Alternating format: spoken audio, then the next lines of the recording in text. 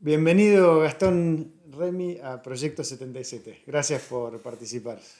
Bienvenido Marcos a Nuclea y gracias por la oportunidad de hacer esto acá en Casa Nuclea. Un gusto recibirte y un gusto participar en tu programa, como dirían en la vieja televisión. Muchas gracias, che. Muchas gracias. Sí, el primer podcast hacemos afuera.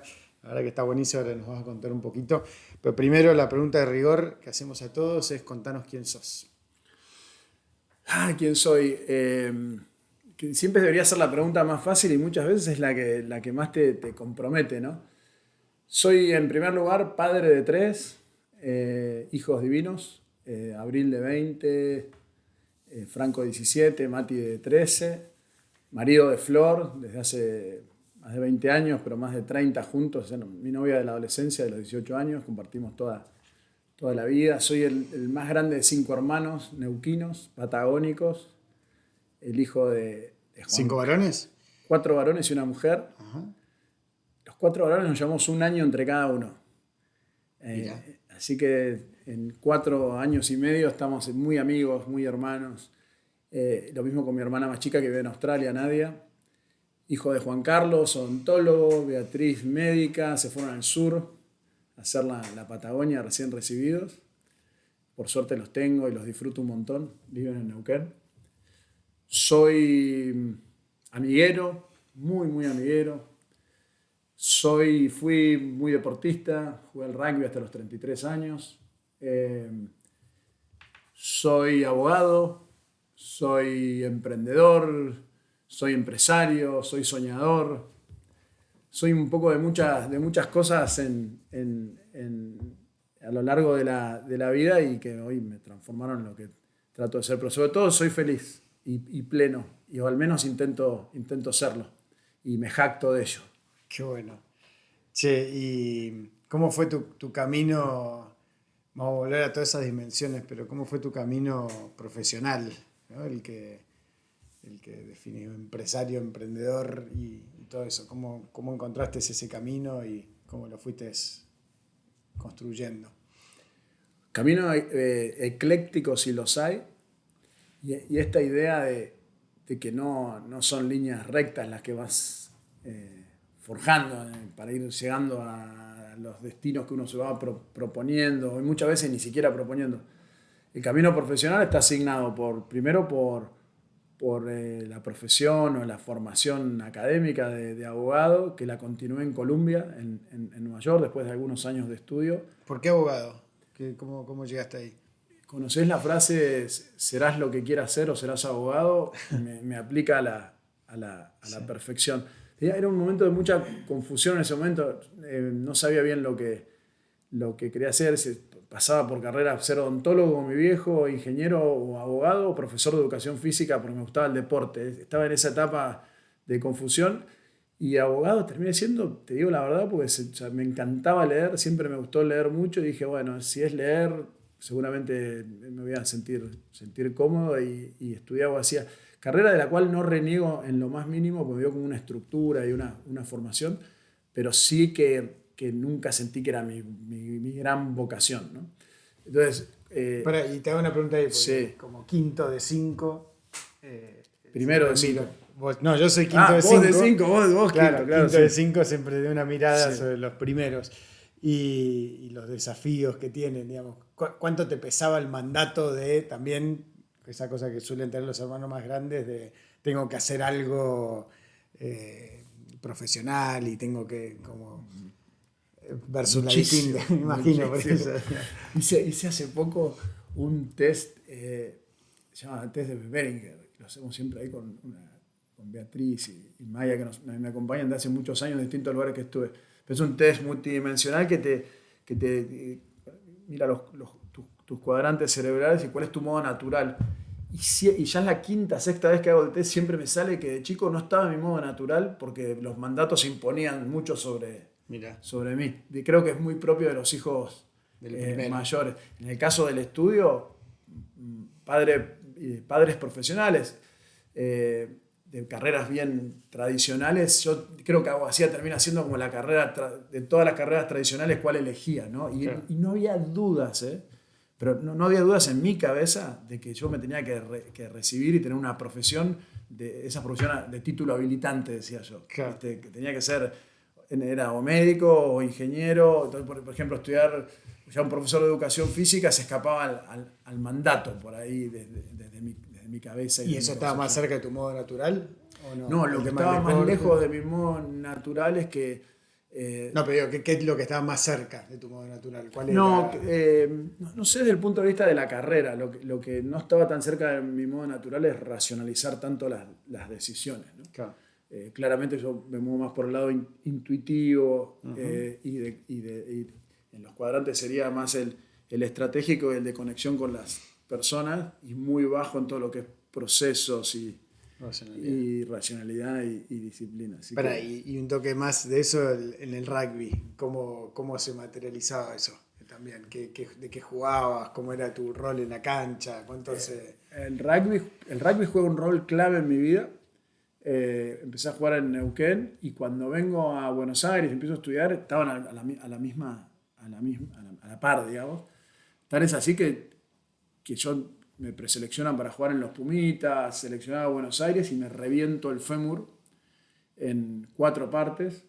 ¿Jugando? Esquiando. Y eso también es un paso que yo hoy, viste la típica que mirás para atrás y conectás los puntitos. Hoy lo veo como un hito porque mi cabeza estaba muy, muy enfocada al rugby, al desarrollo en ese sentido. En una época mucho más amateur del rugby, ¿no? El sueño no era ser profesional, sino jugar en primera, en una selección.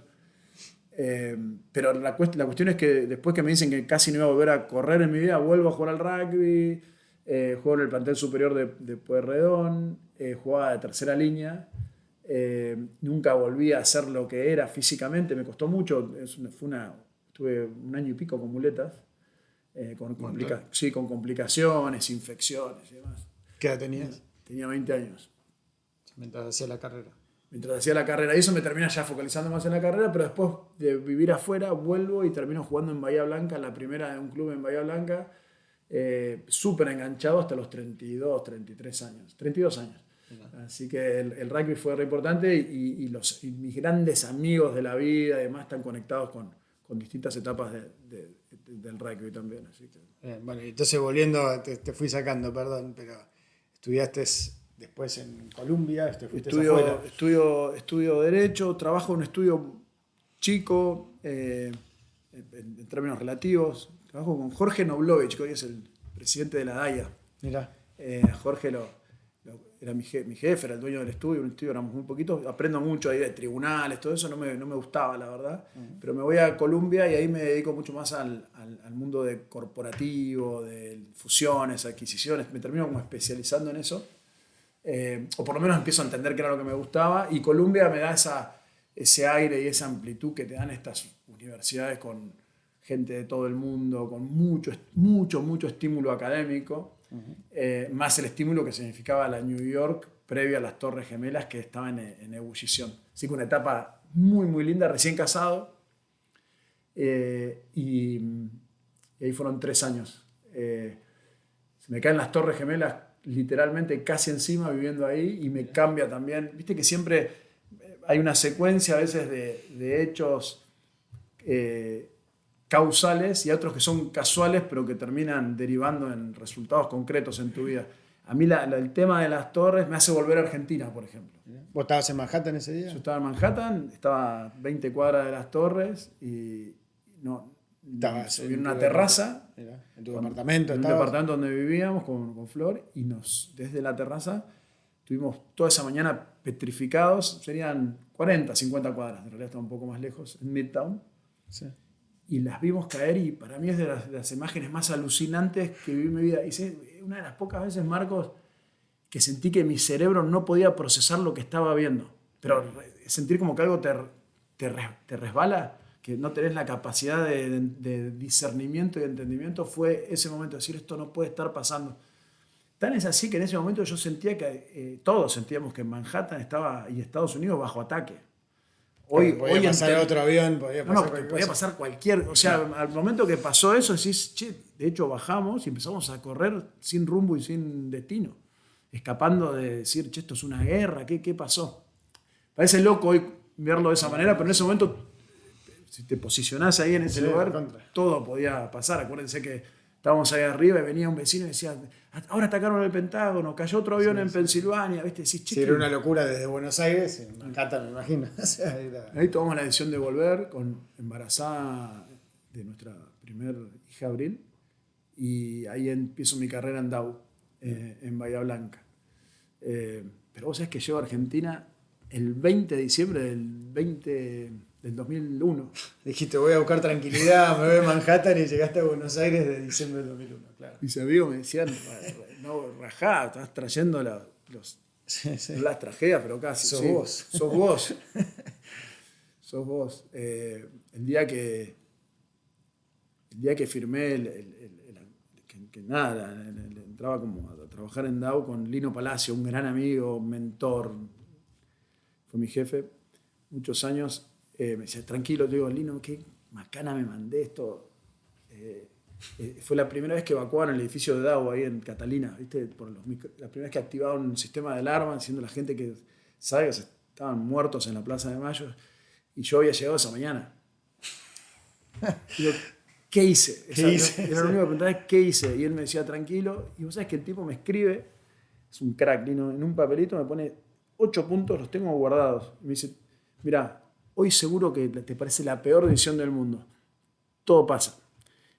Y probablemente en un año pase tal cosa, en 3 seguramente, en 4 probablemente te ofrezcan mi puesto, en 5, y algún día vos, por lo que te veo, vas a salir de legales y seguramente vas a manejar algún negocio, y te vas a ir a vivir afuera porque da a los jóvenes profesionales. Una cosa increíble como mucho de eso pasó, moviéndose en zigzag, pero fue pasando. Así que esa fue mi entrada a Dow. ¿Sentís que los mentores fueron algo importante en tu vida? Súper. Y tienen nombre, tienen apellido, tienen momentos, tienen frases, tienen gestos, tienen retos, tienen enojos, los mentores, tienen forma. Y una de las cosas que yo traté de hacer a lo largo de mi carrera, que creo que, no sé si lo hice bien o mal, pero traté de hacerlo, es ser muy agradecido. Yo mantengo vínculos con todos y cada uno, y sobre todo, no solo hay que ser agradecido, sino hay que ser expreso en ese reconocimiento. Che, vos me ayudaste en este momento y no sabes cuánto. Por ahí no fue una cosa más. A mí me cambió la vida o a mí me significó esto. Estaba en Miami hace poco con un gran mentor mío, que fue mi jefe en Dow, Pedro Suárez. Y estaba Pepe Sánchez, y estábamos en un café cubano, una mañana así, esas lindísimas, y empezamos a hablar con Pedro, con Pepe, y Pepe en un momento se levanta y dice, che, yo tengo que ir a hacer algo, los dejo. Y después a la tarde lo vuelvo a ver y digo, che, ¿te fuiste? Y dice, no, dice que estaba pasando algo mágico ahí. Yo quería dejarlos solos. Y era ese encuentro de almas con alguien que vos sabés que te influyó en tu vida, y el orgullo también del que te ayudó. Claro. Es un encuentro muy, muy interesante. Y así ha habido, sí, varias personas que fueron claves. El mundo corporativo, viste que por diseño tiene también los mentoreos. No, contanos un poquito de eso, porque está bueno para abrir el capítulo corporativo, que ocupó ¿cuánto tiempo, Dow? Y desde desde ese 20 de diciembre del 2001 al 2017, 18. O sea, sí, 16 años. Súper importante de tu vida. Súper. Bueno, importante a nivel... En Dow nacieron todos mis hijos. Sí. En Dow viví en varios países. En Dow o sea, viste que la vida corporativa se te cruza totalmente con la personal. O sea, las compañías a veces significan tu desarrollo familiar también. ¿Y cómo es esa vida corporativa y cómo es ese equilibrio entre... Lo hablamos con alguien más también, esto de cuánto hay de personalización y cuánto hay de no personalización, ¿no? De la cosa más burocrática y la cosa que por ahí visto de afuera parece como que es una tensión que las corporaciones tienen todo el tiempo, ¿no? ¿Cómo fue tu caso y cómo lo describirías en general? Está buenísima la pregunta, y si tuviera que pensar así, lo que me sale de la panza es como un sistema perfectamente perverso. Okay. pero desde la perfección de la generación de estímulos, incentivos y penalidades, con un cierto grado de perversión si lo mirás desde un lugar mucho más humano, ¿no? Porque te mueve zanahoria, palo y zanahoria todo el tiempo. Palo y zanahoria todo el tiempo, pero el sistema, por eso digo, es una máquina, funciona y funciona bien. Y si bien me ha tocado desde el liderazgo tratar de darle el costado más humano y demás, el sistema funciona de esa manera porque lo que hay que entender de las grandes corporaciones es, primero, la capilaridad global, ¿no? O sea, es muy difícil si no tenés un sistema de esas características poder mantener organizado, en orden, desde el punto de vista estratégico, de gestión, de funcionamiento, una organización tan compleja y tan grande, ¿no? Contá un toque qué es DAO, o sea, en tamaño y complejidad para el Bueno, que DAO no ha ido cambiando, pero ¿qué era DAO cuando yo claro, estaba? ¿qué fue DAO de tu época? Una de las 50 compañías más grandes del mundo. Uno de los principales conglomerados en el mundo del agro, en el mundo de la industria química, en el mundo de la industria petroquímica,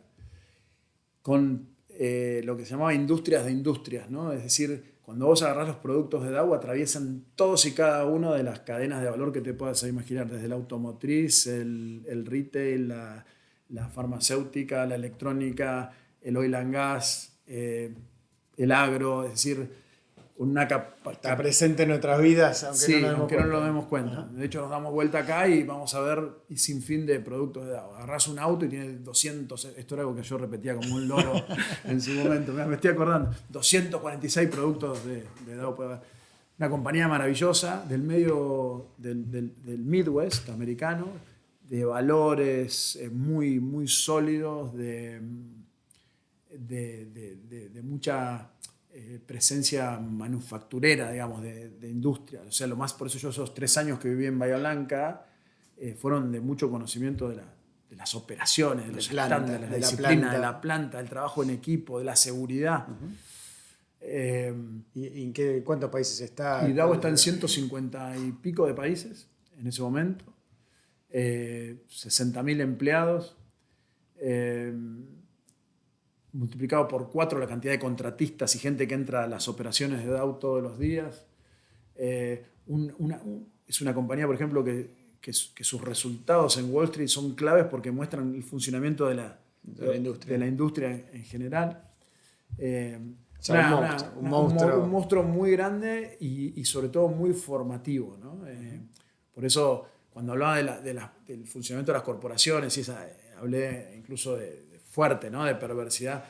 Yo tengo el mejor de los recuerdos de ese momento porque en esos funcionamientos uno, si entiende el sistema y entiende el game, el juego, empezás también a manipularlo, ¿no? Y a poder entender cómo jugarlo. Y ese juego es sumamente estimulante en un cierto momento de tu desarrollo de carrera. Yo hice toda la carrera, la famosa escalera corporativa, sí. La pude hacer no hasta el último escalón, que es ser el número 1 de la compañía a nivel global, pero hasta el puesto de ser el CEO acá en el cono sur de América Latina, y fue estimulante. Yo me lo llevo como en el haber. En el haber. O sea, y que ahí decías, el tema de los mentores era parte de esa cultura. Y en las culturas corporativas empezaron a entender que no solamente había una capacitación, una formación más técnica, otra que es más soft.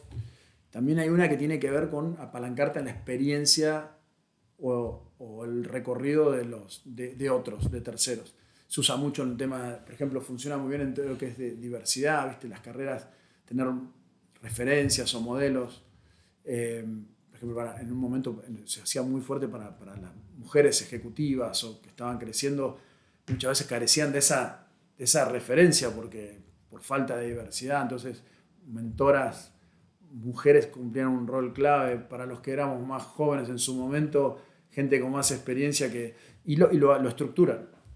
Entonces esos recursos humanos lo hace, o sea, es un departamento que va definiendo. Parte de los programas de desarrollo de las personas. Uh-huh. Algo que hice yo en la época, que en ese momento era bastante innovador, empezamos a hacer un mentoreo cruzado.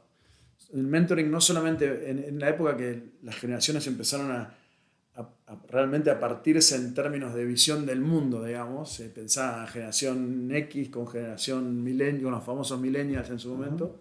Entonces el mentoreo era, yo te mentoreo a vos, pero vos me mentoreás a mí desde la visión de alguien de 20 y pico, 30 años. Sí. Alucinante. Yo viví un proceso muy lindo ahí. Pero bueno, el mentoreo sí, algo súper clave. ¿Y cuánto, para meternos ahí también en un tema muy del podcast, del proyecto ¿no? ¿Qué juega la salud mental y la salud física en ese diseño de recursos humanos de una corporación así? ¿Es un tema, no es un tema? ¿Es una herramienta a disposición? ¿Es un tabú?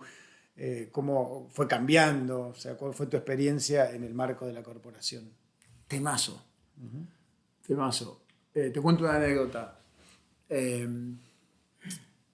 Nosotros en DAO, cuando yo llego a CEO, presidente, todos los años nos juntábamos los 200 líderes globales de los distintos negocios, funciones, geografías, en un lugar determinado durante 5 o 6 días a hablar del plan del año, la estrategia y así, la típica reunión con la plana mayor de la compañía y recibíamos también muchos estímulos de speakers que venían a contar su historia, de un Tony Blair hasta el presidente de Coca-Cola o así, lo que te imagines. Bien Colin Powell o Condoleezza Rice, generalmente en el exterior, ¿no? En el año 2017, de hecho Sebastián Campanario, que lo ubicás, escribe una nota de esto, como me junto a almorzar y me dice, che, ¿qué te trajiste a nivel global? ¿Qué sé yo? Le digo, che, el tema del momento es la salud mental. La corporación se está dando cuenta que nos estamos quemando todos. Digo, tan es así, le digo que siempre antes de la reunión nos daban unos tareas para el hogar, digamos, material para leer, para llegar preparado. Y generalmente eran de estrategia, los planes de los negocios. Esta vez nos dijeron que leamos el libro de Thomas Friedman, Gracias por llegar tarde. Y le digo, y el tema era que está en ese gap que hay entre la velocidad de los cambios que se van produciendo ahora en los negocios, en la demografía, en lo social, en lo cultural, en lo geopolítico, la dimensión que quieras, en los negocios, y la incapacidad que tenemos los humanos de ir a esa velocidad y todo lo que eso genera desde el punto de vista del estrés, del burnout, todo, quemarnos y demás. A él le parece tan fascinante lo que le estaba contando, escribe una columna que la pueden googlear, que está ahí en la Nación, ahí en la contratapa de la Nación de los domingos. Y para mí fue la primera vez que yo digo, che, esto es grosso y es verdad que nos está pasando esto. Hasta ahí no había habido mucho contacto en el día a día. No de esa manera, casi. O sea, lo que estoy contando es que eso pasó a ser parte de la estrategia. Claro, exacto. Pasó a ser parte de la estrategia. Era curarnos durante 5 días para volver a la cancha, digamos. Sí. Todo lo contrario a lo que venía pasando. Para mí fue muy llamativo. Y el gracias por llegar tarde tiene que ver con la locura del manejo de los tiempos. O sea, llegar al límite que cuando alguien llega tarde a una reunión te regaló 5 minutos de su vida. Es algo muy loco de pensar, pero yo me sentí identificado con el concepto. Así que, nada, la anécdota sirve para mí, a partir de ahí pasa a ser un temazo, sobre todo porque uno lo concientiza y al menos se hace cargo, ¿no? Y creo que sigue siendo, que en realidad sí era un tema en el 2016, 2017, no sé cuándo fue esto exactamente, esto se fue multiplicando al hoy, digamos. Sumale COVID, pandemia, cuarentena, trabajos remotos, cambios tecnológicos, sumale ahora, qué sé yo, inteligencia artificial y poner todos por nombrar algunos, condimentos que quieras, y en realidad nuestro software y motor sigue siendo bastante parecido a lo que era hace 30, 40, 50 o 100 años atrás, digamos, ¿no? Entonces la capacidad de absorción es limitada, ¿no? Y me parece un temazo. ¿Y cómo, después retomamos eso, ¿no? Pero ¿cómo tomaste la decisión de irte de ahí? Porque también, supongo, te fue muy bien, fuiste creciendo, o sea, te abriga de alguna manera esa corporación. En un momento dijiste, es cambio de etapa. ¿Por qué y cómo fue ese proceso? Mirá, ahora ya te lo tengo que conectar con algo incluso que te toca, ¿no? Toca directamente. El año 2014 yo vuelvo a Argentina. yo empiezo a... Volvés a Argentina porque estuviste en Brasil. En Estados Unidos, en Brasil, claro. Vuelvo a Argentina. Yo había propuesto en DAO una estrategia yo le llamaba la estrategia no es muy original el nombre, la mejor defensa del ataque, que había una postura en la compañía de salir de Argentina. 2014, por ahí suena conocido hoy por la cuestión cíclica de Argentina. Brecha cambiaria, cepo, no se podían mandar los dividendos, no había materia prima, no había energía, y DAO en un momento empieza a pensar seriamente si no era el momento de dejar a Argentina. Y yo en ese momento creía que había que redoblar la apuesta, y venía de negociar varios deals cuando yo estaba en mi puesto anterior en Arabia Saudita, y viendo lo que había pasado en Estados Unidos, en Texas en particular, con la aparición del shale, de todo lo que es la energía no convencional, y empezaba en Argentina a aparecer lo de vaca muerta, y decidimos, en vez de irnos, apostemos por integrarnos verticalmente. Eso desde el punto de vista de los negocios. Pero ahí yo empiezo a sentir que apareció una nueva dimensión en mi vida de liderazgo y profesional, y te diría personal en realidad, que era alinear el interés individual que yo siempre había tenido, un tipo ambicioso, la carrera corporativa, este sistema que hablábamos antes te va llevando, estás pensando siempre en el próximo peldaño de la escalera. Estás pensando siempre, eso sucede cuando tu interés se alinea con el de la organización, porque es la que te reconoce. Obviamente le tenés que agregar valor a la organización para que eso suceda. Pero aparece una tercera dimensión clarísima de golpe, que era la de la trascendencia, ¿no? Que es cuando alineás un interés colectivo con ese interés que puede tener una organización con tu interés personal. Yo nunca lo había sentido de esa manera, y me conecta con Argentina de una manera muy fuerte, pero muy, muy fuerte. Decir, yo ya no iba a hablar con los gringos al board para invertir en vaca muerta pensando, a ver, estoy 2 años más, después me dan un próximo puesto. No, yo esto puede cambiar Argentina, esto puede ser transformador. Y medio que te empezás a poner la camiseta, en ese caso, de tu país. A mí me costó caro en DAO eso también. O sea, muchos, porque se empieza a veces a notar, y ese interés que yo te digo, si no está alineado de la corporación, se puede producir un quiebre. Y ahí, cómo transpira eso desde el día a día, empiezo a ocupar lugares de liderazgo empresarial. Ahí te metes en IDEA, fui presidente de la Cámara Química Petroquímica, empecé a ser muy activo en la Cámara Americana de Comercio, DAO era muy representativa ahí, y empiezo y otros lugares más, en RAP, en lugares que conectaban el mundo público con el mundo privado, o que representaban un interés particular, como la industria petroquímica, intereses empresariales más genéricos como IDEA. Sentía que iba ocupando espacios que me redondeaban. Y empiezo a sentir una sensación de raíces en Argentina, y dice, acá no me mueve nadie. Pero era muy joven, tenía 40 años, y las carreras, el sistema que yo te digo, que tiene un grado de perversidad, empieza a ponerte también restricciones. Estás traicionando al sistema de alguna manera. Empezás a traicionar al sistema. Claro. Entonces, ¿cómo tomo la decisión? Que era la pregunta. Empiezo a ver que, en realidad para eso empezás a ser un poco esclavo de un cierto suceso, o que te está yendo bien, ¿no? Y ahora venía a los puestos más grandes, globales, manejar un negocio allá, acá, o tenés que ir a Europa, a Estados Unidos. Y yo digo, no. Y yo digo, tengo una cantidad limitada de no.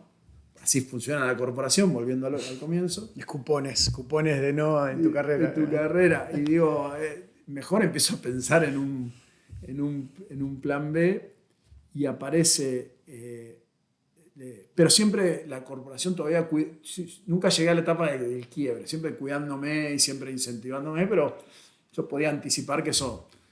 Mi idea era quedarme, no me iba a quedar de CEO en DAO desde los 39 años como tenía hasta los 65. No estaba en mi cabeza, ni no iba a estar en la cabeza de nadie. Y ahí aparece me llama Miguel Galucho, que estaba armando una compañía de oil and gas para Latinoamérica, con un modelo especial de funding, con un SPAC y demás, pero que tenía foco en México, en Brasil, en otros países. Y digo, mirá, la razón por la que me iría de DAO es para quedarme en Argentina, así que no me interesa. Y al tiempo me va a llamar diciendo, mirá, el foco ahora está en Argentina, y ahí yo me reengancho. Aparte digo, crear una compañía de cero, en vaca muerta, con un modelo de funding tan diferenciado, cumpliendo un rol, y ahí fue tan fuerte esa atracción que fui capaz de dejar algo tan sólido y tan firme como era. Y fue mi primera vez que yo empiezo a sentir esto del despojo y la capacidad de tomar riesgos y decir, me la juego, ¿no? Porque es difícil salir de las corporaciones cuando te va bien. Me imagino. Y en ese periodo que ganás premios, empezás a ganar reconocimiento, empezás a aparecer en la prensa, ¿cómo te pega ese tema de la exposición y la fama? ¿Cuál fue tu primer contacto con eso y cómo lo fuiste atravesando y cómo lo fuiste procesando también? Sí, bueno, muy sincero, fama no, porque en estos niveles no pasa por la fama, sí por el reconocimiento muchas veces y sobre todo el que te conozcan en ciertos círculos. Bueno, es que la fama es relativa. Sí, bueno, por eso. Cito a Will Smith cuando dice, en su libro, dice, una cosa es la fama de la música, después la fama de la tele, después la fama de Hollywood. Dice, cada una de esas famas es totalmente distinta. Son relativas, bueno. Es relativo, es que, claro, que vayas construyendo un poquito tu avatar, tu personaje, ¿no? Que empiezan a hablar de vos, que empezás a salir en un lado. Creo que siempre es subjetivo el proceso. No, es verdad lo que decís, pero está buenísima la pregunta y me hace pensar un montón de cosas. Yo sí creo que después voy a adelantarme para mirar para atrás. Hice cosas después para demostrarme y en algún punto mostrar que mucho de lo que hacía en ese momento no era por figuretti, por solamente estar, que había un driver o una vocación genuina y real de transformación, donde estos lugares eran plataformas o vehículos que yo veía que podían ser de transformación. Yo tomo decisiones después de mucho despojo, justamente que eran para probarme a mí también cuánto eran las plumas, como te he escuchado decir en algunos de estos podcasts, y cuánto era la sustancia y la búsqueda real de lo que estabas haciendo. Entonces, te diría que en el trayecto y en el recorrido seguramente hubo, y reconozco que hubo momentos de confusión. Además, lo que hay que entender es que son momentos de mucho estímulo. Pensaba en alguien que esos roles es a las 9 de la mañana reunión con Marcos Peña, jefe de gabinete, como hemos tenido tantas para hablar del coloquio, para hablar de Vaca Muerta, para hablar de... A las 11 reunión con la plana mayor de los sindicalistas de Argentina, a la 1 una sesión de comunicaciones con 1.500 empleados que te están escuchando.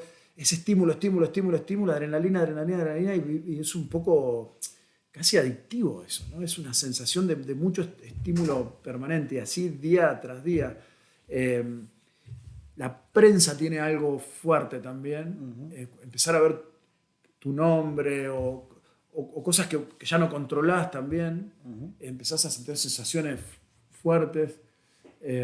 ¿Y qué herramientas te sirvieron o fue poca conciencia y hoy lo puedes mirar más y decir que, o al revés, digamos, ¿no? Retrospectivo, ¿qué herramientas te hubiesen servido, sentís hoy para ese primer rush, digamos, de todo ese estímulo? Ahora miro para atrás y veo qué me sirvió en ese momento, por ejemplo, mis amigos, o la esencia, lo neuquino, mis amigos de rugby, anécdotas siempre sirven, ¿viste? Para coloquio del 2017, vos viniste. Termina el coloquio, lo entrevisto al presidente Macri, a Mauricio Macri, tapa de todos los diarios, además me llama, me acuerdo, Bonelli a la mañana en Radio Mitre.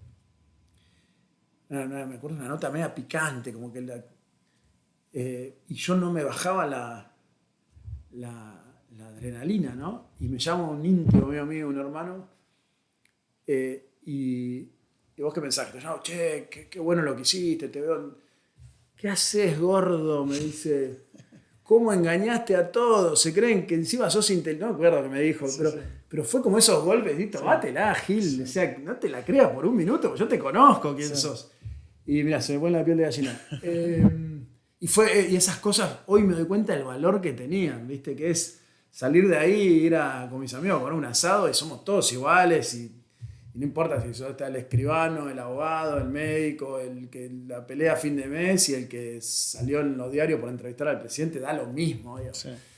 Mi familia, mis viejos, mis hermanos, mi mujer, mis hijos, mi mujer es súper pies en la tierra, me baja todo el tiempo. No solo por el tema esto de creértela o no creértela, sino a veces por volar. Yo tiendo a despegarme del piso muchas veces y está bueno que te bajes. Entonces todo eso miro para atrás y digo, eso fue lo que me sostuvo. La esencia, lo más esencial, la gente que te quiere de siempre. Y en eso, ¿cómo definirías o cómo verías a la luz de este tema ese mundo institucional empresarial? ¿Sentís que es un mundo...? ¿Cómo te gusta ese tema? Bueno, pues, tratando de entender todos los mundos, digamos, porque yo lo que encuentro es que... Hemos charlado, no, te lo digo... Sí, ya sé, pero también porque lo hemos charlado mucho mientras pasaba, ¿te acordás? Che, loco, ustedes...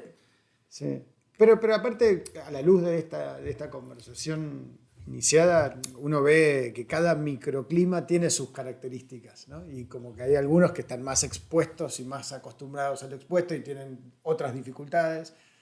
Entonces como que me interesa, porque hemos indagado poco en ese mundo, esa mirada sobre ese aspecto humano del liderazgo empresarial en el fondo, ¿no? Cuánta conciencia se puede tener, cuánto se premia eso, cuánto no, digamos, cómo fue evolucionando, cómo fue tu experiencia personal en ese sentido. Que soy muy sincero, mi experiencia en esos años fue espectacular. Agarremos el ejemplo de IDEA. Era un grupo de gente, primero, pusimos los egos de lado, muy difícil de hacer en el mundo empresarial. Teníamos un propósito transformador genuino. ¿El grupo? ¿Cuánta gente era? ¿Cómo se componía? Todas estas instituciones tienen sistemas de gobernanza formales, pero siempre termina habiendo grupos de pertenencia más chicos que estás alineados por valores, fundamentalmente, por visiones y por compromiso. Esa es otra cosa que yo descubrí mucho en las cámaras, en estas instituciones. Al fin de cuentas hay que poner laburo. ¿El laburo qué es? Tiempo, es ponerle el cuerpo a las cosas, ¿no? Y que es algo que sabemos, hablamos antes, ¿no? De lo que el tiempo vale hoy. Pero hubo un momento muy especial de IDEA, fueron algunos años, que yo sentí que estábamos realmente siendo genuinos y conducentes y coherentes con lo que decíamos, sentíamos y ambicionábamos, y tratando de generar genuinamente un vehículo de diálogo, interacción, colaboración, asociatividad desde el mundo empresarial a conectarnos con otros ámbitos en busca de una transformación del país, ¿no? Claro, y me interesa mucho porque es una de las hipótesis también que estamos viendo, ¿no? Esto de cuando se arma una lógica grupal, cuando se arma esa lógica de mística, de grupo, ¿no? Versus el modelo más clásico institucional. Y hay una comisión directiva, por ahí formalmente es un grupo, pero el grupo está disgregado, hay un liderazgo personalista, hay otras cosas, ¿no? Por eso me interesaba, que está bueno ahondar un poco en cómo era ese grupo, digamos, y por qué crees que se armó. Es la tecla ahí, sin duda es el botón que creo que ahí ya trascendés a las instituciones muchas veces, que son las que te dan la plataforma y que tienen un valor enorme en ese sentido. Pero vuelvo a insistir, lo que pasaba ahí es cuando vos podés jugar espalda con espalda en un grupo, el que sea, en un equipo de fútbol, como pasó en este mundial, en una compañía, en una startup como este. Hablaba con Pepe de la generación dorada. De la generación dorada. Sí.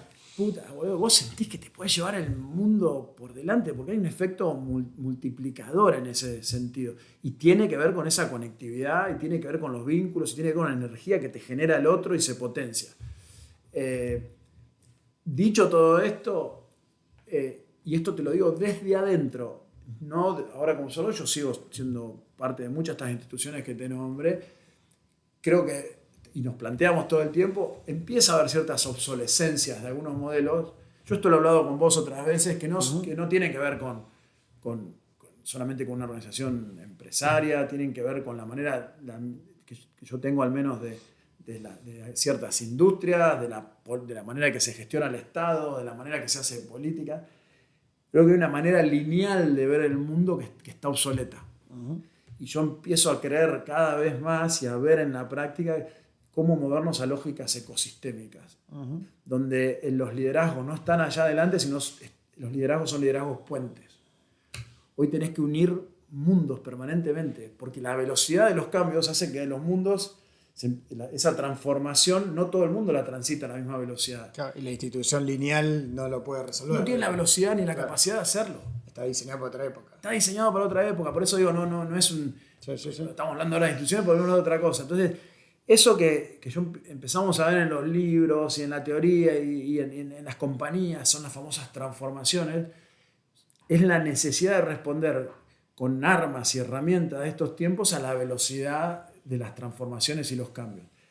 En el punto donde yo más empiezo entiendo yo, a evolucionar en mi pensamiento, que yo antes pensaba que vos tenías un paradigma determinado, sabías que iba a venir un nuevo escenario o paradigma, este era un signo de pregunta, a este lo conocíamos, y lo que trabajabas era en crear virtudes o atributos en esta organización para que esté lista para ese cambio. Ejemplo, mentalidad de dueño, innovación, humildad, capacidad de aprendizaje. Hoy empiezo a ver que en realidad ese tránsito no es tan brutal, sino que es transicional y hay capas, ¿no? Entonces empiezo a ver cada vez más la importancia de los liderazgos puentes, de los proyectos puentes, de las ideas puentes, que en realidad unen el mundo físico con el digital, el mundo de los incumbentes con los insurgentes, lo global, el mundo de lo local con lo global, y así podríamos hablar de el mundo del sector público y del sector privado, o el tercer sector, y la manera de hacerlo, por lo menos de lo que últimamente estoy viendo, de eso se trata Nuclea, por ejemplo, es cómo crear propósitos transformadores, objetivos claros, reglas de juego, la tecnología como un medio, no como un fin, porque es el verdadero el que exponencia y le da la explosión, sentido de pertenencia y comunidad, el liderazgo o el proyecto puente o la idea puente o la organización puente se pone en el centro, no hacia adelante y arriba, sino en el centro para articular y sacar la mejor versión de todos aquellos que se deciden jugar en ese círculo o en ese ecosistema tras ese propósito transformador, tras ese objetivo común y demás. Y empieza a darse un efecto multiplicador y sinérgico que no se da en el mundo lineal, donde en el mejor de los casos va sumando, no multiplicando. Claro. Esto que te estoy contando, que requiere una mirada colaborativa, asociativa, es romper con un montón de cosas, es lo que veo que hoy está todo el tiempo en fricción. Vos lo llevaste al mundo de las entidades, la pregunta puntual fue el mundo de entidades empresariales, yo lo podría llevar a cualquier otra dimensión. Y ahí es donde yo te diría que hoy estoy más laburando y esmerándome en cómo ser la mejor versión de ese tipo de liderazgo, ¿no? Está bueno. Ahora vamos a eso para retomar un par de experiencias que viviste en esta última etapa, digamos, ¿no? Pero ahí la pregunta es, ¿qué sentís que tiene que pasar a nivel humano para que una persona haga ese clic, digamos, ¿no? Y la diferencia, para no ponerle nombre, una experiencia más colaborativa, grupal, como por ahí podía definir de ese grupo de idea, a otras que no tienen esa lógica, tienen una lógica más lineal. ¿Ves una diferencia a nivel de las personas que componen eso? O sea, ¿ves que hay un tema de mayor conectividad, mayor conciencia, de mayor, no sé, salud mental? ¿O crees que es más también un tema generacional? ¿O es una mezcla de factores? ¿Cómo definirías ese factor humano? Yo veo que hay características propias que hacen a las personas que los hacen más preponderantes o que puedan jugar mejor este juego, ¿no? O sea, vamos a algunos clichés, pero que siempre los clichés terminan ordenando. El liderazgo humilde. Claro, es lógico. Si vos no estás dispuesto a aprender del otro y escuchar, de verdad, tener conciencia que no es imposible que te las sepas todas, que en realidad sabes el 0.01% y que tu enriquecimiento pasa por sacarle la mejor versión a los otros y ese enriquecimiento mutuo. La humildad en cuanto a jugar con las cartas en la mesa y compartirlas, porque hoy jugás a armar una escalera entre todos y no el póker con las cartas escondidas, porque no tiene más sentido en este mundo donde la información, eso fluye y está en manos de todos. Las características de estar muy conectado con el sentir, con el alineamiento espiritual, que vuelvo suena cliché, pero si uno se pone a pensar, a mí me pasó, che, en el momento que yo lo que pienso, siento y digo no está alineado, te quebrás, no funcionás. La autenticidad. Autenticidad como elemento clave, de ser genuino, porque hoy aparte, ¿cuánto durás siendo un impostor, digamos? Todo está abierto, le digo desde el liderazgo. Sí. La capacidad de cuestionamiento constante hacia adentro, ¿no? Me parece que todos esos elementos hacen que pesen para poder jugar ese juego. Y no sé si no creo que sea generacional desde el punto de vista etario, pero sí creo que es generacional desde el punto de vista que hay ciertos cableados o que yo los veo que vienen distintos en las generaciones más jóvenes, que esto lo tienen mucho más naturalizado que nosotros que estamos en el medio y que por ahí gente que tuvo otro tipo de estímulos, incluso otro tipo de necesidad. O sea, todo lo que pasó en los últimos 15 años se repercute, digamos, en la forma en que... Ahora, puedes tener 80 años y absorber todo eso y cambiar, mucho más fácil es si ya eso se naturaliza en tu etapa más formativa. Creo que eso podría ser. Yo creo que sí. No le tengo miedo a decir que las generaciones más jóvenes, en ese sentido, vienen más predispuestas, ¿no? ¿Y cuánto? Ahí una intriga también, si vos mirás los distintos sistemas, ¿no? La política es el poder, en el mundo artístico y deportivo es el reconocimiento y la fama. El mundo empresarial tiene que ver con la ganancia, digamos, ¿no? Y con el lucro, si se quiere. ¿Cuánto choca ese objetivo al final del día, que es que estás en organizaciones que tienen que ganar plata y que eso es el driver principal de esa actividad, con esta otra dimensión más de propósito y de conectividad? O sea, ¿y cómo lo viviste vos en las distintas etapas esa tensión? Lo viví en algunos momentos con angustia, en otros momentos con preocupación y en otros momentos con entusiasmo, porque ¿qué fue lo que fui viendo? Agarremos las grandes corporaciones. Hubo un momento que las corporaciones, o por conciencia o por conveniencia, entendieron que tenían que tener un modelo mucho más integrador. O sea, la manera en que se va desarrollando la comunicación, el activismo de cualquier ciudadano, te ponen bajo la lupa a todos los elementos de una sociedad, incluidas las corporaciones, y la exigencia empieza a ser cada vez más grande. Había una época en Dow que se decía puertas para adentro de la política. Yo hacia adentro soy el mejor, soy el más seguro, soy el más disciplinado, soy el más eficiente. Y llega un momento de decir, sí, pero si no lo saben, no te comunicas con el afuera, te van a cuestionar de todas maneras por la planta que tenés al lado de una comunidad y que la planta siente que pues, lo contaminás con ruido o con olores o con lo que sea. Fíjate, las corporaciones pasan de esa política a una donde después dicen, che, no, ya no puedo vivir hacia adentro, voy a mirar mi cadena de valor. Y voy a hacer lo que le pasa a mi proveedor y lo que pasa a mi cliente, ya es mi responsabilidad también. Hay una tercera etapa, las viví las tres, donde dicen, no, pará, no alcanza con eso, es todo. Yo tengo que dejar una huella en el todo. Y ya no me van a medir solamente por la rentabilidad específica económica, sino por el retorno que yo dejo en la comunidad que estoy inserto. A mí me pareció eso como muy liberador. Tan es así que cuando yo estoy en Dow, conectando con lo que te contaba antes, Dow tenía en inglés una frase que decía liderando el blueprint. A mí me termina de dar el marco para hacer lo que yo podía hacer en Argentina, que era dedicarle un montón del tiempo que teóricamente tenía que dedicar a la gestión, a estar en todos estos ámbitos que yo te contaba, y que eso sea reconocido y sea reconocido como agregado de valor para la compañía y para la estrategia de la compañía. Por eso te digo que en esas etapas que te comenté antes fueron desde un lugar donde yo no me sentía tan cómodo a un lugar donde fue muy liberador, que justo coincide cuando yo tengo puestos de mayor seniority o liderazgo. Cuando a mí me toca armar y ser parte de Seamos Uno, el proyecto de emprendedurismo social que hicimos durante la pandemia, a mí ya esa dimensión da un salto cuántico, ¿no? Es decir... Contá un poquito qué es ese proyecto.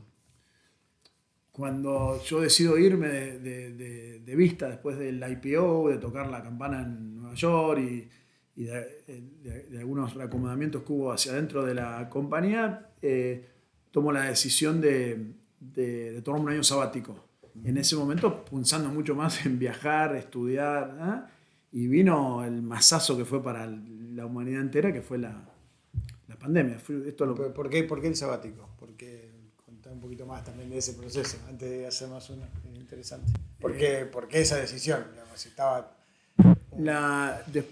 Yo me sentía que venía corriendo una maratón que terminaba de kilómetro 42 y empezaba la otra, y llegó un momento que estaba agotado mentalmente, sentía que no estaba agregando tanto valor. Habíamos cumplido ese objetivo de llevar la compañía a la bolsa en Nueva York y demás, y empiezo a desalinearme en esto que te decía, lo que siento, pienso y digo empieza de alguna manera a resquebrajarse. Yo siempre hablo de las 3C.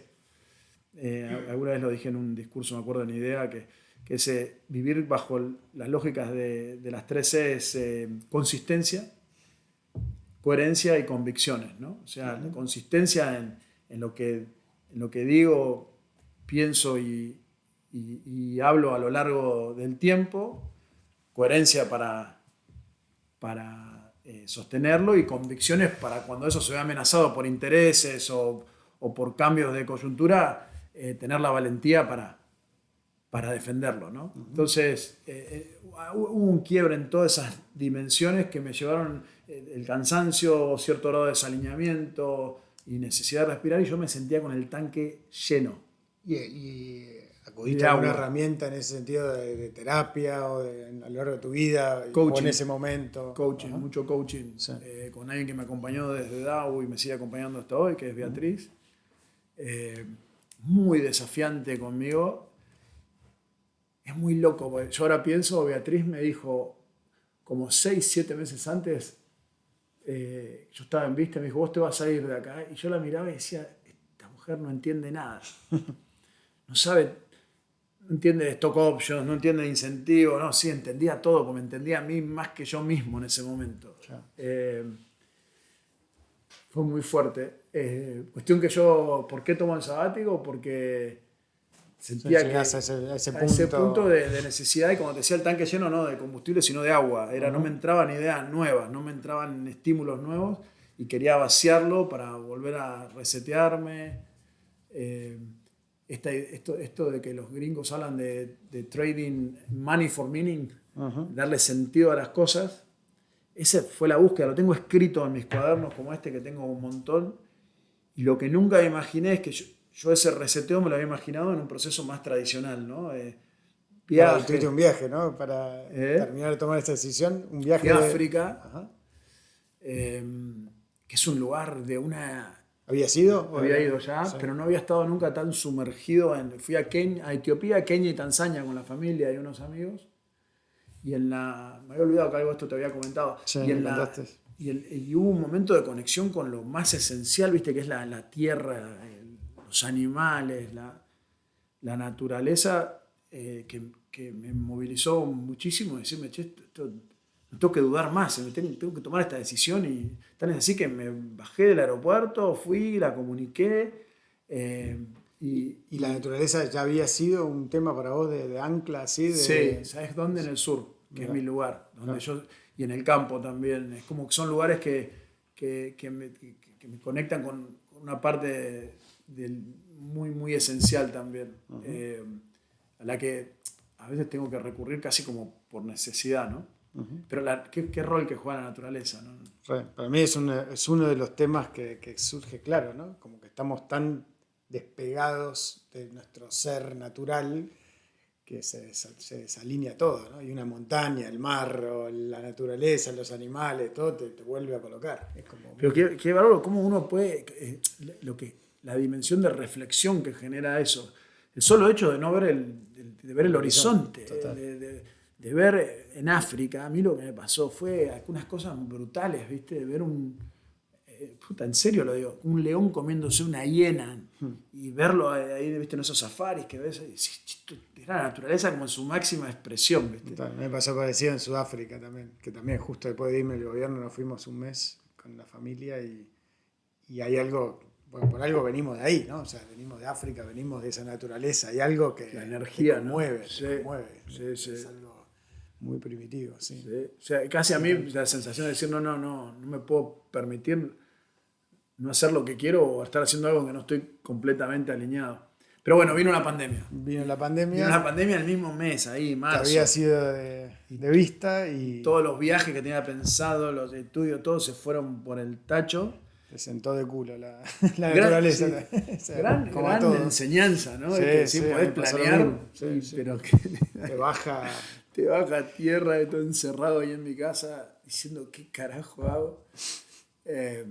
Todavía era presidente de IDEA y empezamos a pensar, digo, ¿cómo ayudamos? ¿Viste? Esto va a ser terrible. Sí, ¿sabes qué me pasa? Un dato interesante ahí es, siempre, me gusta plantearme lo lineal versus las curvas más de impacto exponencial, ¿no?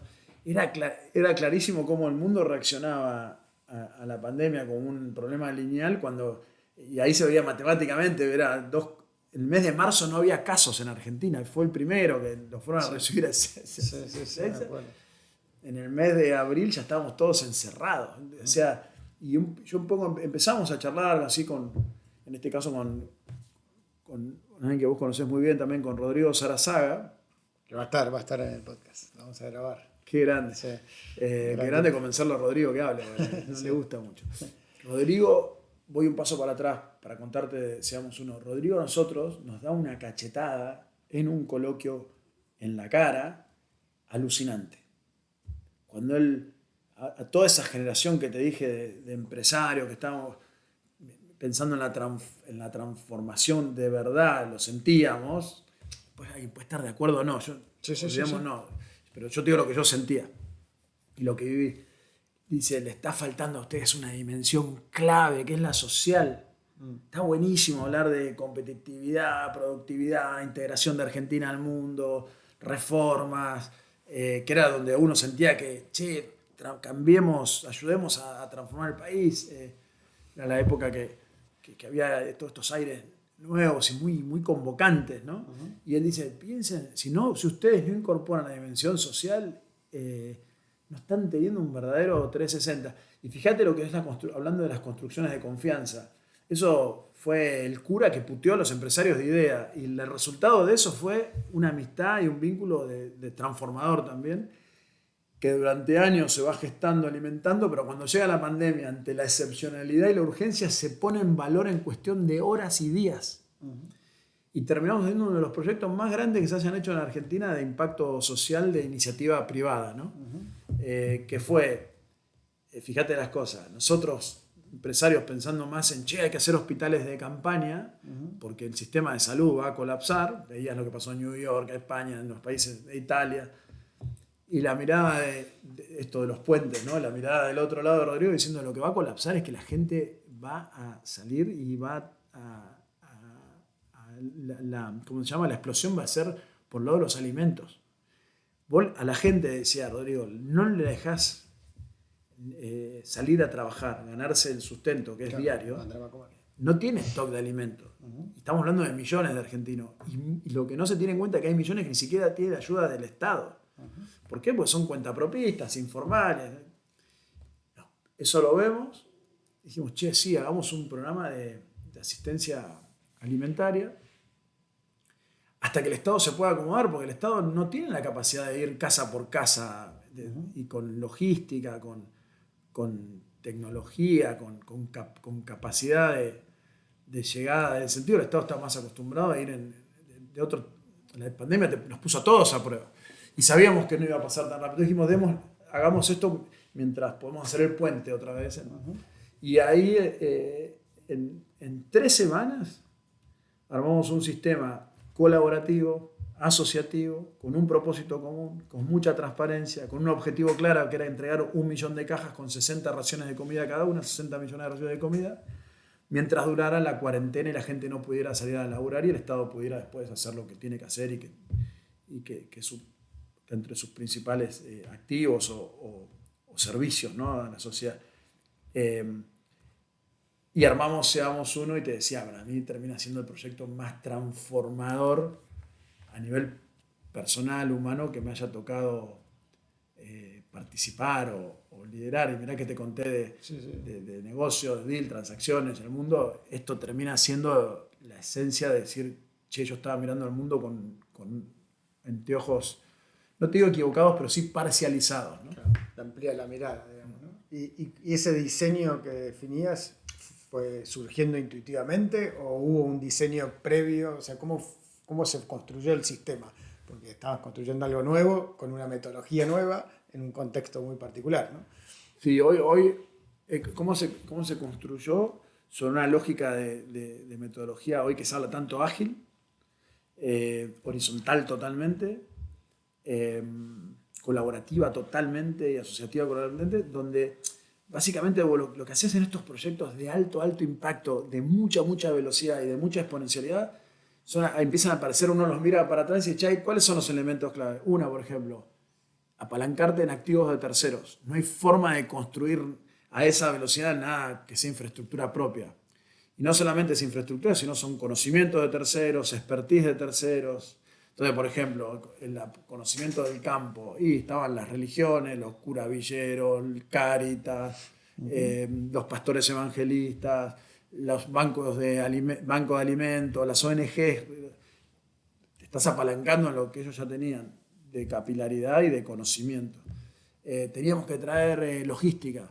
Y aparecieron las empresas de logística, la cámara de logística, que pusieron los camiones, los choferes, el combustible, la logística de base, aparecieron los centros de logística de almacenamiento, la tecnología, aparecieron las empresas de tecnología, Accenture, McKinsey, IBM, de golpe, para nombrarte algunos.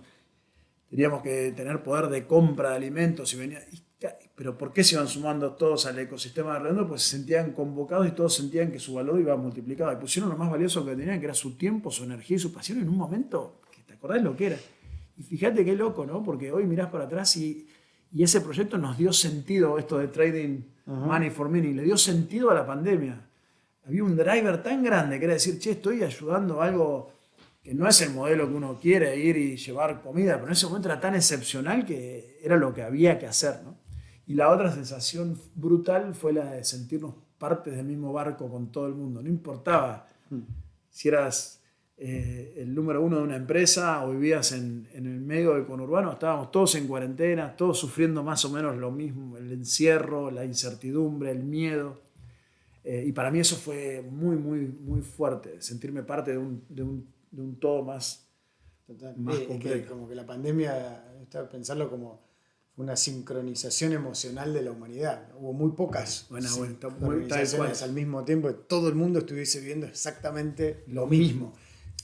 No es exactamente lo mismo porque por ahí las condiciones, pero sí esa sensación de miedo, de incertidumbre, ¿no? Es como muy...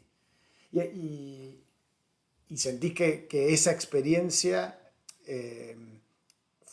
se pudo hacer por la excepcionalidad del contexto, ¿o es una pista de hacia dónde va a haber que ir a futuro en términos de estas iniciativas y acciones? Y cuánto de eso también germinó Nuclea, digamos, como concepto, ¿no? Sí, creo la excepcionalidad del momento, lo que fue un gran catalizador y acelerador, imposible de replicar. Yo ya lo experimenté, ¿no? Digo, ¿por qué no las cosas no salen como en Seamos Uno? Porque era una energía. Claro, el contexto ordenaba. El contexto ordenaba, aceleraba, era increíble. Ahora sí, claramente, no solo que es una pista, es el camino para mí, es el norte, esa famosa estrella del norte. Che, yo ya no me puedo imaginar pertenecer a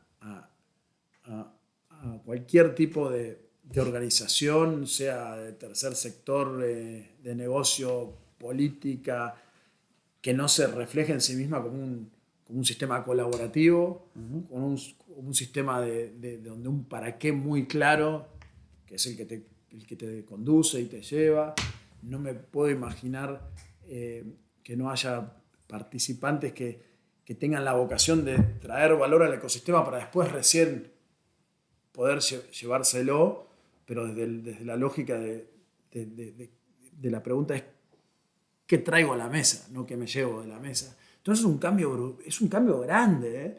Y ese proyecto hecho con, como te decía, con todas las religiones, asociaciones empresariales, gente de a pie, voluntarios. Fue mostrar, si somos capaces de alinearnos detrás de algo, porque fue un milagro en el fondo. Así, como si para mí, vos me hubieras preguntado, Marcos, en octubre del 2019, che, tenés que armar un proyecto para llegar a 4 millones de personas, donde las calles no tienen nombre, casa por casa, y tener un vínculo directo en el que te abran las puertas. En pandemia. Encima. En pandemia. Sí. Y yo te había dicho, pero ¿qué me estás diciendo? ¿Con qué logística? ¿Cómo se hace? Era como... Y sin embargo pueden pasar estas cosas, ¿no? Entonces digo, sí, para mí es el norte y hoy no me imagino nada que no reúna esas características. Yo en el medio de ese proyecto dije, no vuelvo más al mundo corporativo, no vuelvo más al mundo corporativo. Todo lo que haga en mi vida para adelante, tengo que tener la posibilidad de poder alinearlo eso con las 3C. Y no voy a hacer nada que no tenga, tiene que ser sustentable desde el punto de vista de un negocio, sustentable económicamente, pero con una mirada 360, integradora, inclusiva, donde yo me pueda reflejar de manera circular. Y ahí nace Nuclea. Nace Nuclea. Y contá un poquito qué es Nuclea, está bueno, ya que estamos acá. Y Nuclea es como la síntesis de un recorrido, lo bueno, lo malo, lo aprendido, lo desaprendido. Es el reflejo de esto que te acabo de decir, que no te lo voy a repetir, pero esto es esta mirada ecosistémica, donde el para qué tiene que ver con transformar la forma en que la gente vive desde una manera bien pragmática, que es intervenir la cadena de valor de los materiales de construcción, generando un ecosistema en donde Nuclea es el orquestador de participantes que reúnen a las empresas fabricantes de materiales de construcción, a las empresas constructoras, a los distribuidores y corralones, al sistema de financiamiento, banco, fintech, SGR, a las ONGs, al mundo inversor, y donde el rol de orquestación rompe con el modelo lineal y convoca a todos a ser parte de un todo mucho más transformador e integrador. La tecnología juega un rol clave, es una plataforma digital, o sea, nos sentamos a una mesa digital que nos reúne, pero detrás de eso un componente muy humano, ¿no? De vínculos, de confianza y de compartir valores y visiones, ¿no? ¿Y cómo fue pasar en el Boca River de entrar al mundo emprendedor, digamos, que en alguna charla también surge la pica en el fondo, ¿no? de cierta idea de que el mundo emprendedor es más moderno, más glamuroso, etcétera, y un cierto rencor del mundo corporativo, de plantear como que eso no es así, ¿no? Como que cada uno tiene sus pros y contras, ¿no? Y cómo viviste esa tensión, o cómo, habiendo estado en los dos lugares, digamos, ¿no? ¿Qué mirada tenés sobre eso? Porque hay un poco una idealización a veces del mundo emprendedor también, ¿no? Totalmente. Y fíjate lo contradictorio que puede ser, ¿no? Que en realidad yo hoy que estoy acá con un emprendimiento, todos los días trabajo para que se convierta en una empresa, digamos. Claro. Quiere decir que todos los días yo soy un emprendedor que se quiere convertir en empresario nuevamente. Sí. Sin embargo, desde la percepción, y creo que es un error, nosotros menospreciamos, subestimamos el rol clave que juegan los empresarios en la creación de valor para la sociedad, y lo escudamos eso con una figura o rol de emprendedor que está buenísima. Y yo estoy alucinado con lo que significa, ¿no? Esto de remar en dulce de leche todos los días, la de sostener una idea, un sueño a capa y espada y en la tormenta, pero la realidad es que esa dicotomía no debería existir. Mira, yo digo, en Argentina, no sé qué pasará en otros lugares del mundo, la verdad que lo desconozco respecto a estas dos categorizaciones, pero cómo nos gusta la lógica binaria, ¿no? Es terrible, es como... Pero creo que es para simplificar y que nuestras cabezas funcionen mejor o con menos esfuerzo, pero viste que todo el tiempo es el Boca River permanente para todo. Sí. Pero creo que es profundo esa búsqueda. En Argentina somos binarios en nuestras miradas. Entonces, nada, yo hoy convivo y me encanta convivir con los dos sombreros. Vista tuvo mucho emprendimiento, pero para convertirla en una corporación rápidamente. Claro. Dow fue súper corporativo, más ligado al mundo más empresario tradicional. Y hoy acá me siento un emprendedor que está, como le contaba alguien el otro día, esto es como decir, ¿qué tienen los startups de particular? Que el sueño es grande, la visión es grande. Vos no arrancás una startup y que vengan y te inviertan para decir, voy a cruzar el lago tal. Decís, voy a ir al otro lado del Atlántico, digamos. Bancame. Pero la realidad es que arrancás con una canoa, digamos. Entonces, hasta que la podés convertir en una embarcación que se la banque y pueda cruzar, la tenés que ir armando en el camino y remando en el camino. Con lo cual, eso lo hace increíblemente desafiante, y en ese desafío, en ese dolor diario, hay mucho de satisfacción y de logro permanente, claro, cada vez que vas cumpliendo los objetivos, y también de mucha frustración cuando las frustraciones y las satisfacciones son más intensas. Son intensísimas. Claro. Sí, es una cosa que hablábamos con Santi Siri el otro día, y también con Diego Scotti de Verizon, que me planteaba algo parecido de Verizon contra Apple, digamos, y como la lógica, no de la atención de las marcas, sino de las culturas, si se quiere, ¿no? El Silicon Valley y New York, como dos extremos. Pero también con Santi el tema el caso del CEO de Zappos, ¿no? Que se murió ahora trágicamente, y esa, a veces la sensación de que hay como una omisión de la persona en ese remar, en esa situación de canoa cruzando el Atlántico. Cuán compatible es con una mirada centrada en la persona, porque en el fondo, como hemos hablado, ¿no? Tenés que responder a inversores, tenés que responder a resultados permanentes, etc. Entonces tenés que laburar 20 horas, tenés que no dormir, tenés que un montón de cosas que hacen que de alguna manera, el costo lo pagas a nivel humano, ¿no? ¿Cómo lo vivís eso, digamos? Algo que últimamente hablamos mucho con el equipo, y cada vez que puedo trato de transmitirlo en base a la experiencia. En este mundo que parece de hiper, y te lo digo a alguien que está tratando de crear una compañía tecnológica digital, ¿no? Pero en este mundo de la hipertecnologización, la contradicción es que en realidad es el mundo del hiperhumanismo. Estos son los tiempos del hiperhumanismo. Uh-huh. Por eso los liderazgos más humanos están sobresaliendo. Uh-huh.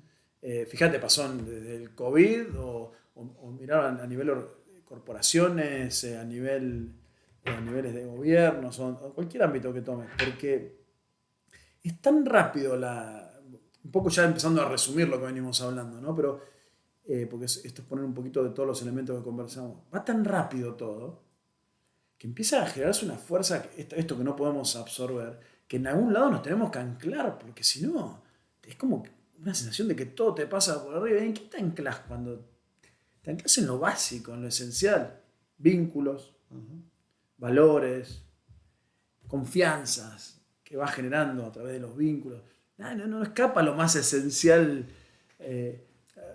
Leía estos días un artículo que decía el valor que tiene para la salud los vínculos con amigos, con la familia. Es que terminamos siempre en lo más básico, que es esa espiritualidad o salud interna, es la que te sostiene al fin del día, ¿no? Entonces, cómo eso, transferírselo a las organizaciones y poner el foco y el centro en lo humano, no desde una pancarta, sino desde acciones concretas y redes todos los días, es un desafío grande, pero me parece que es el único camino. Total. El tema es que, por eso, si vos lo querés diseñar a partir de tu experiencia de vida, cómo querés vivir para cumplir esos objetivos, los vínculos, de cuidarte a vos mismo y demás, es súper desafiante enganchar eso con una rutina laboral de cualquier ámbito, sea de vuelta un entrenamiento deportivo, sea una empresa, sea la política, sea lo que quieras, que te exige robarle el tiempo a eso, digamos, ¿no? Es como que dificilísimo. Es una discusión de agenda casi, ¿no? De cuánto tiempo le invertís a cada cosa. Si hay algo que hoy nos pasa no solo respecto a esto, respecto a todo lo que hoy vivimos, es aceptar que en ese mundo de nuevos paradigmas y de mundos viejos y nuevos que conviven, de liderazgos puentes, como hablamos, es que de eso que deriva profundas contradicciones permanentes incongruencias permanentes, ambivalencias permanentes, que tenemos que aprender a vivir con eso. Claro, Por eso los liderazgos hoy, para mí, parte de ser un liderazgo humano, andá y contené a tu equipo. Porque tu equipo está sufriendo por ahí. Vamos a hacer una transformación en una corporación. Puta, ahora estás cambiando los esquemas a un montón de gente que tiene miedo, que está cagada, que no sabe lo que le viene. Pero ahí el desafío es que muchas veces se le pide eso a líderes que no saben contenerse a sí mismos. No, por eso. Ahí, en ningún momento de la escalera te dieron las herramientas. En la escuela te lo dieron. O sea, no nos dieron a ninguno de nosotros, digamos, ¿no? O sea, nos formaron para otra cosa, no para eso. No, pero aparte, es muy difícil que te piden, contener humanamente, sí, que no sé qué hacer con esto. Pero aparte, imagínate ese líder, que no solo antes le dijiste, te tenés que transformar digitalmente, que la tecnología, y después de golpe cuando lo empezó más o menos, y ahora tenés que liderar humanamente, porque esto así solo no alcanza y en realidad no va a funcionar.